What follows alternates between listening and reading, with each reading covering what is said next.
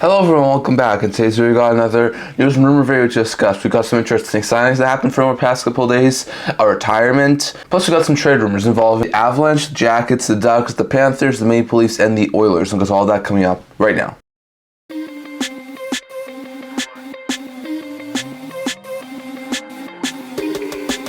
Hello everyone, welcome back to another video here at the Edmonton Hockey channel. Before we get into this video, don't forget to like this video, subscribe down below. Think of your support and able to with all of you guys. So if you haven't already, don't forget to subscribe button down below. And don't forget to leave a comment down in the comment section below discussing all discuss today's video. Now, in today's video, we're going to once again start off by discussing some signings from over the past couple of days. A lot of signings from over the past few days. There was one signing back over on Saturday that we never got around to talking about, and that was Kent Johnson. Kent Johnson, after having a pretty good rookie year, putting up 40 points in 79 games 2 years ago, only got into 42 games last year, had 16 points including 6 goals. Wasn't a really great season there for Johnson. He started off in the minors. The old management group there didn't really see a really good fit with Kent Johnson, so they started in the minors. Eventually he got up to the NHL, then he was injured at some point, so Johnson really had an up and down season last year, really rough. He gets a 3-year deal with the AV of $1.8 million. It's pretty good. I'm a little bit surprised it's that long of a term. I thought it would have been a 1 to 2 year deal to try and up his value, because I think long term he is a solid 5 to 6 at least $1 million player, so that's a really good steal in my opinion for the Jackets again on a 3-year deal. And I think 1.8 with the way he played last year and the year before, it's probably fair value for both the Jackets and Kent Johnson. So a pretty good solid sign there for the Jackets, and that was one of the RFA business done. The next day on Sunday,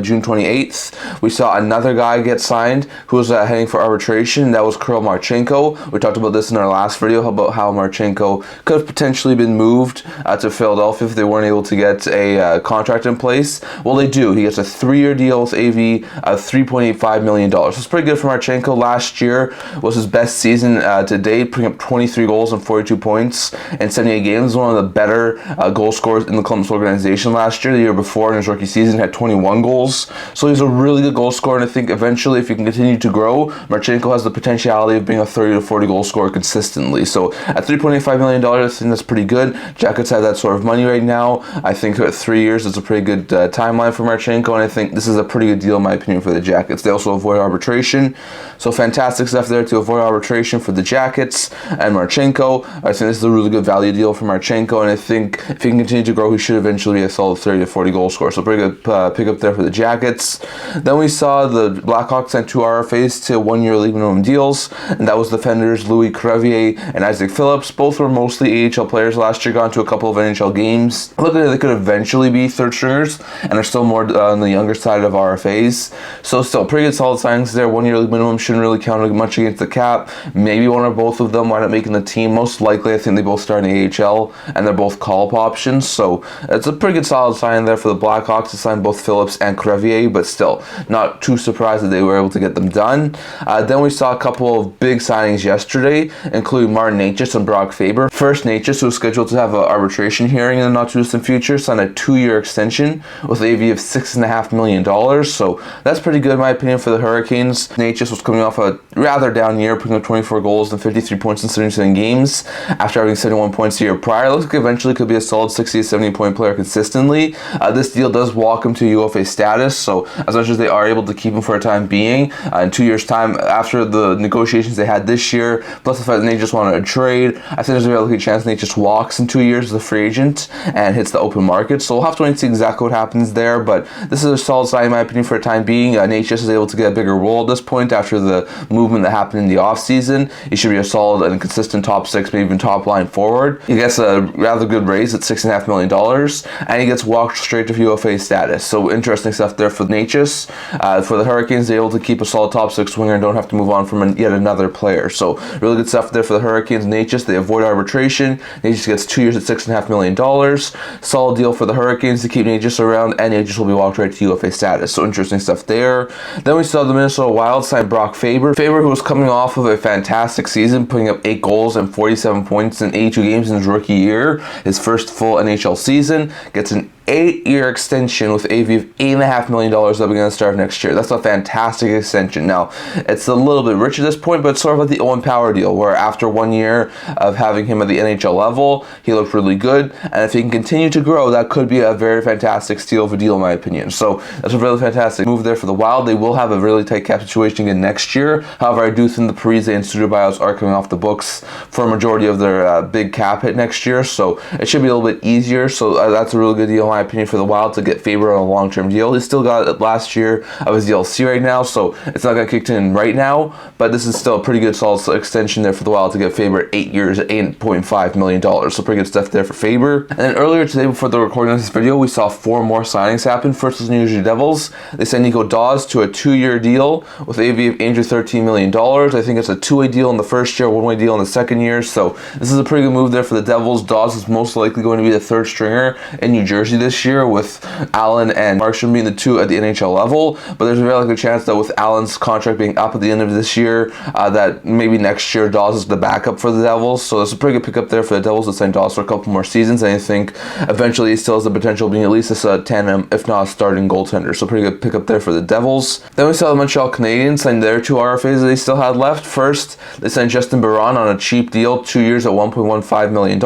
Pretty good deal there for the Habs to get the Barron on that sort of a deal. Last year, played the most games of an NHL season he's ever played, putting up 48 games. Also had 7 goals, which was a career high, and 13 points in those 48 games. So he had a pretty good season last year. Looked like he could be a solid 6th, 7th defenseman. Potentially could still be that this year. Wouldn't be overly shocked if he got a chance to play in the minors to start. But still, it's a pretty good solid sign there for the Habs. And then they also signed the other RFA defenseman that they have, and that's Xhekaj. Xhekaj gets a 2-year deal as well with a AV of $1.3 million. Xhekaj this past year had 3 goals and 10 points in 44 games after having 5 goals and 13 points in 51 games the year prior. So definitely a little bit less effective this past year, but still, he looks like eventually could be a solid 3rd pair defenseman who is going to be a really hard physical defenseman to play against. So really good pickup there for the Canadiens to get Xhekaj on a 2-year deal. And the last one that we have to talk about here was the last arbitration case, and that was Ryan Lindgren. Lindgren, who was scheduled for arbitration, I think, on August 2nd, wound up settling on a 1-year deal with New York Rangers with an AV of $4.5 million. So they go for a shorter term deal here. He will be a UFA at the end of next year, so that's interesting out there. That still walks him right to UFA status.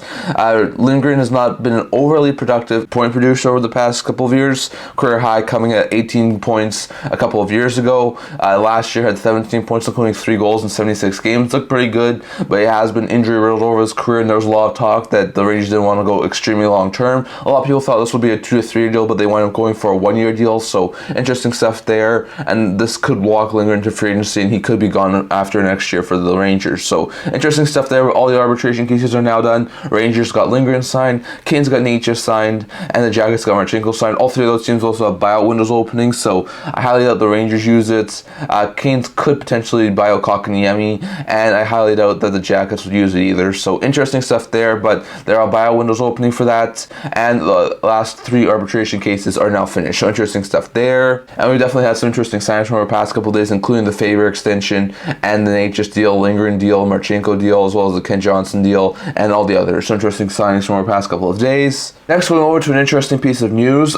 Former Hurricane and longtime NHLer Eric Staal officially called it a career. He didn't play at the NHL level last year. He's getting up there in age, so he winds up calling it a career. He wound up playing 909 games in Carolina, 20 games with New York, the Rangers that is, 311 games in Minnesota, 32 games in Buffalo, 21 games in Montreal, and 72 games in Florida. So he did have a long and really interesting career, playing 1,365 games. Staal wound up finishing his career with 1,063 career points, including 455 career goals. He was 7 seasons as the Hurricanes captain. He was a 6-time All-Star. He helped the Carolina Hurricanes win the Cup in 2006. He was a really great player for the Hurricanes, really good long-time player at the NHL level, really helped a lot of teams. So really interesting stuff there. So he was a long-time player, really good player. He helped the Canes win the Cup. He was a really good and productive player at the NHL level. So interesting stuff there. The Hurricanes did announce after this retirement update that they will be putting the number 12 of Eric Staal, which was his number,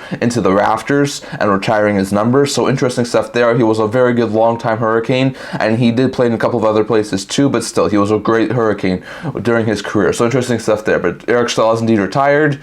He had a long and really great great and successful career, and the Hurricanes will be moving his number 12 to the rafters and retiring his number. So interesting stuff there. And lastly, going over to a couple of trade rumors from our past couple of days. Now, first, it isn't really a trade rumor that I want to talk about here today, but it's sort of an extension update. Now, we've talked about Draisaitl over the past couple of days, and Crosby and Marner. We talked about that ever since July 1st. We talked about how Crosby hasn't gotten extended yet, even though a lot of people thought he would sign a 3-year, $10 million deal with the Penguins to stay there, which has brought up a lot of questions about if he's going to really extend in Pittsburgh. We heard a lot about Draisaitl talking about how extension is probably going to happen sometime in the not too distant future. So we talked about that. We talked about how Marner is a possibility to be extended in Toronto, most likely won't, and how that situation is going to be one interesting one to watch out for over the next while. But the interesting name that is going to be a huge name once again in next year's free agent market if he doesn't get signed, but one that I haven't really heard a whole bunch about, and very much of anyone's sources, is Mikko Rantanen. Now, Rantanen's also entering the final year of his deal. He's a key piece of the Colorado Avalanche organization. I would think he's probably going to get extended, but I have not heard very much about Rantanen and the Avalanche either. Now, could this be something where, just like Nathan MacKinnon, just before training camp, just before the season starts, he signs a long-term deal? That's possible. Could also be like Gabriel Landeskog a couple of years ago when he signed a long-term deal a couple of minutes before midnight, so he could sign an 8-year extension in Colorado. That's another possibility. So I'm not exactly sure where things stand between Rantanen and the Avalanche. Like I said, I haven't heard much about it. My guess would be after the Nylander signing, the Pastrnak signing, and what Marner's probably looking for. My guess will be Rantanen could probably get somewhere between $11.5 and $12.5 million. He probably won't get more than MacKinnon, but I think he could get right up close to it, maybe just a little bit less. So my guess would be Rantanen probably gets somewhere between $11.5 and $12.5 million. He's a really good winger, probably one of the top 10, 15 wingers in the NHL at this point in time. So I would suspect he needs to get a big pay raise. He's also a consistent 90 to 100 point player, especially over the past 3 seasons. So I think there's a very likely chance that Rantanen probably gets an extension in Colorado, but with the lack of talk about how things are going between Rantanen and the Avalanche, part of me does think maybe there's a possibility he hits free agency. If he hits free agency, he could definitely be a $12.5 to $13 million player, in my opinion.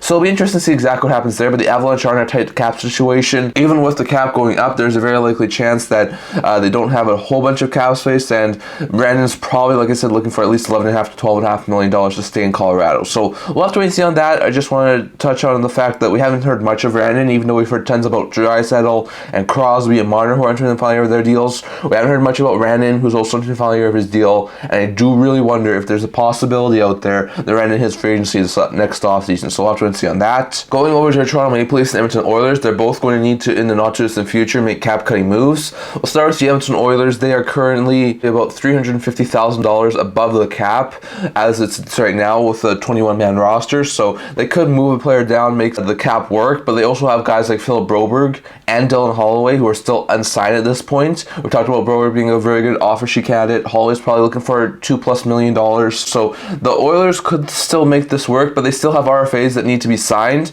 so due to that fact, they will have to make a cost-cutting move. The two most likely candidates to see the Oilers move on from would be Cody Ceci or Evander Kane. A lot of people think that Ceci is a very likely chance to get moved. The Oilers really can't afford to keep him at $3.25 million into the final year of his deal, so it probably wouldn't take too much for a team to take him on. So it'll be interesting to see for sure, but I definitely do think that Ceci's probably the most likely candidate at this point to get moved. There's also been some talk about Evander Kane. He's gotten a full no movement clause, so they'd have to ask him to waive, and he's currently suffering an injury at this point in time, so it would be difficult to move him, but he's got this year, probably I think next year, a $5.25 million cap hit, so it would not be an easy contract to move, but I think there could be some teams out there who could really like Kane's production. So in my opinion, Ceci and Kane are probably the two most likely options, in my opinion, for the Oilers to move on from some cap space, and they will need to move on from someone because of the fact that they still need to sign guys like Philip Broberg and Dylan Holloway. So interesting stuff there. Going on to Toronto Maple Leafs, there's also potentiality they have to move on from someone. They also have a 21-man roster right now and have $1.2 million in cap space, but still Robertson's not been signed yet, and they may still want to make some moves, maybe have a little bit more of a full roster. So that's led to some people speculating that they could make some moves as well. Some people have been saying that there's a possibility the Leafs could wind up moving on from a guy like Jarnkrok, who makes $2.1 million for I think 2 more years, if I'm correct. You could move on from Timothy Liljegren, who's been in the rumor mill for quite some time, had $3 million for the next 2 seasons. Camp's been in the rumor mill 2 years at $2.4 million. Could be another guy who winds up getting moved on from. Robertson's also been out there. We talked about this a couple of times. He's an RFA, doesn't want to remain in Toronto. So it'll be interesting to see exactly who they want to move in, but there's a very likely chance the Leafs are going to have to be cost-cutting move. And whether it's Kampf, Liljegren, Jarnkrok, or Robertson, there's a very likely chance one of those guys gets moved. Personally, I think Robertson's the most likely, and then it's Liljegren, Kampf, and Jarnkrok, but we'll have to wait and see. Going over to the Florida Panthers. Now, this past year, we knew that the Panthers were going to have a tough time keeping all of their team around with guys like Montour and Reinhart entering the final year of their deals. They were able to keep Reinhart, did not keep Montour. OEL, who we didn't know at the very beginning of the season would be a really great player, wound up having to leave, but he was a great player this past year. So the Panthers definitely took a big hit. There's a potentiality of them taking another big hit next year. Now, at this point in time, Carter Verhaeghe, Sam Bennett, and Aaron Ekblad are all entering the final year of their deals. Ekblad at this point is probably the top pair right shutout defensemen. Verhaeghe and Bennett are solid top six forwards. So to lose all three of them would be horrible. Now, there's a very good chance that at least one, if not two of them, will get extended before free agency next year. There was already some talk before July 1st that Verhaeghe and the Panthers were talking about a long-term extension. I think there's still a possibility that could happen. There's a possibility I think Bennett could also be extended by the Panthers as well. Not sure how much money he would get. There was some talk, I think it was about $7.5 to $8.5 million for a Verhaeghe extension. I think Bennett would probably get between $5 and $6 million in Florida. So it'll be interesting to see exactly how those guys go. There's been some trade talk around Aaron Ekblad, but I think that sort of died down after they lost Montour. So I think there's a very likely possibility that the Panthers will try and keep Ekblad for a time being, but does Ekblad remain beyond next year? I'm not exactly sure. So it's going to be interesting to see, but the Panthers are going into a season with yet another interesting pool of players who are going to hit the free agent market next year in Verhaeghe, Bennett, and Ekblad, and there's a very likely chance that maybe one or possibly two or three of them could wind up hitting the free agent market. So we'll have to wait and see on that, but the Panthers could look a whole bunch different next year after looking a whole bunch different after this past offseason. So interesting stuff there. And lastly, going over to the Blue Jackets and the Anaheim Ducks. Now, there's been some talk recently about Patrik Laine going to the Anaheim Ducks. I think that does make some sort of sense. The Jackets want to move on from Laine. The Ducks need a top six forward addition, so I could see that sort of a deal happen. It might just be a Laine to Anaheim deal, but I think there's the potential here for a bigger sort of a deal. Now, we've talked about how Zegras has also been mentioned in trade rumors. I've seen some people link into a team like the Columbus Blue Jackets. That could be an interesting piece there too. You know, the Ducks are also looking for top four defensive help. We know that the Jackets have Ivan Provorov, who's entering the final year of his deal, and it seems like they were open to moving him earlier in the offseason.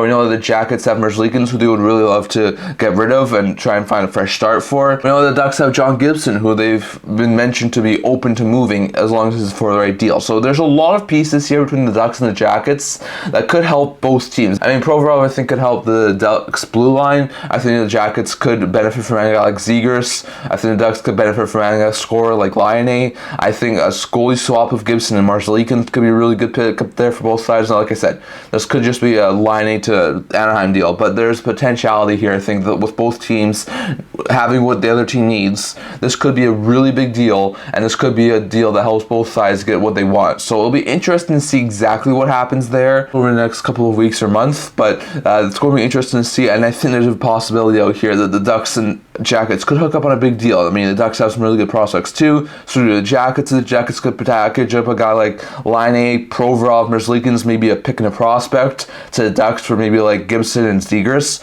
Could that sort of work for both sides? Possible. Zegras is a really good player. Gibson's a really good starting goaltender. It would definitely help turn around that Jackets rebuild thing, maybe make them a little more competitive for this upcoming season. Well, I'll give the Ducks a solid top four defenseman, a solid top six forward. It'll give them a solid tandem goaltender for Staal, and it'll give them a couple more picks and prospects for their future. So interesting stuff there. Like I said, it's probably only going to be a potential Laine deal, but we've heard Zegras being mentioned being linked to Anaheim. We know the Ducks are also looking for a top four defensive help, and that the Jackets could use a solid goalie upgrade. So just my speculation. I haven't heard anyone else say that per se. Just heard people mention Laine being linked to the Ducks. So it'll be interesting to see if that could wind up happening and coming to fruition, but it'll be interesting to see. So I'd love to hear your guys' thoughts on all of that down in the comment section below. That's what I'm going to talk about for today. What do you think about the Jackets and Ducks? Is it just Laine going to Anaheim if they were to hook up on a deal, or is there a potentiality there for a bigger trade that could involve guys like Gibson, Zegras, and Provorov?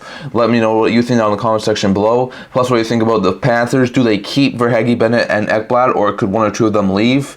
Do the Leafs move Jarnkrok, Kampf, Liljegren, or Robertson before the training camp?